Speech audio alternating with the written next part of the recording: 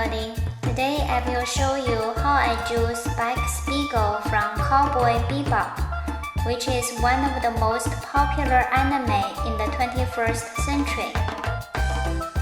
The 26 episodes of the series are set in the year 2071 and follow the lives of a traveling bounty hunting crew in their spaceship called Bebop.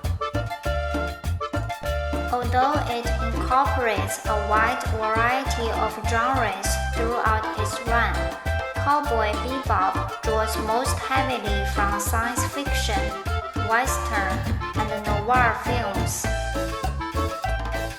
Its most prominent thematics include adult existential envy, loneliness, and the inability to escape one's past. Whatever happens, happens. Words to live by. I'm watching a dream I will never wake up from.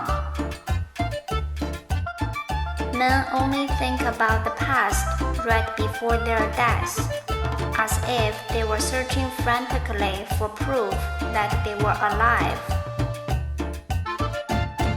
Thank you for watching.